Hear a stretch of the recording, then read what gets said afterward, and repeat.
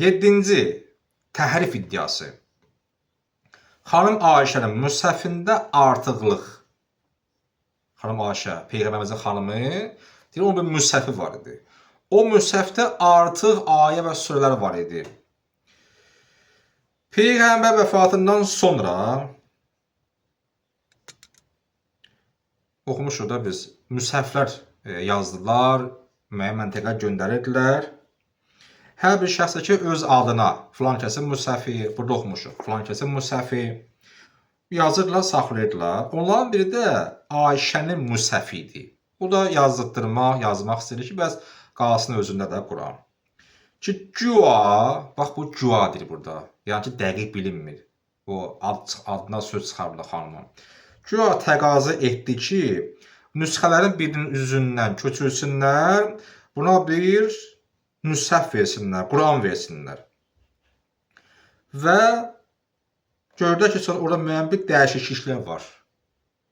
O əsl kitab ki var, ondan belə kopya eləyib köçürüblər. Baxdı ki, buna onda fərq var. Əbu Übeyd öz sənədinə əsasən Əbu Übeyd rivayət edir ki, Həmidə kimdir? Xanım Ayşənin xidmətçisidir. Əbu Yunusin qızı Həmidə. Deyir, xanım Ayşənin xidmətçisi Həmidə dedi, atam 70 yaşında Ayşənin müshəfinin üzündən Əhzab surəsinin 56-cı ayəsi mənə göstərdi. Xanım Ayşənin müshəfində belə bir ayəmiz var, Əhzab 56-da. O ki, ayəmiz var, salavat ayəsi, Allah Teala mələklə, Peyğəmbər salavat zikirlə, siz salavat zikirləyin. Bu var da, deyir, bundan sonra bir şeylə orada artırılmışdı. Ey iman gətirənlər, deməli, Allah və mələkləri salavat deyirlər Peyğəmbərə, siz də ona salavat deyin və, bura qədər var. Və aləllədinə yusallunə sufufəl əvvəl. Birinci cərgədə namaz qılan möminlərə də salavat deyin. Bu ayə və Quranımızda deyir yox. Deyir, xanım Ayşə, müstəsin bu ayə vardı. Əsr 56-ya plus qoymuşdular. Plus və o şəxslər ki, birinci cərgədə durur namaz qırırlar, onlara salavat deyin. Bu harada yazılıb? Deməli, görə bu mənbəsini tapa bilsəm, mənbəsini. Əl-İtqan kitabı. Əl-İtqan Suyutun kitabıdır. Cild 3-də. Ayədə ki, deməli, Əhzab 56-cı ayədir. Mən bəlkə bir şey dedim, onun mənbəsi yadımdan çıxmış deyim. Dedi ya, deyirlər ki, bu müharibədən sonra 6-cıda bəs Hafizlə şəhid oldu, daha bilən, yazan yox idi, Quran qaldı baş-başına. Yəni, bunu özümdən demirəm.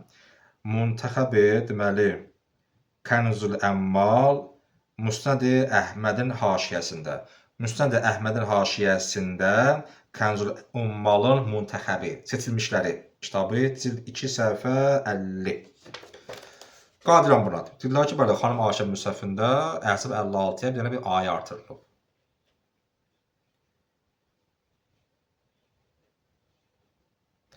Belə bir cümlə qeyd edirlər. Həmidə deyir ki, deməli,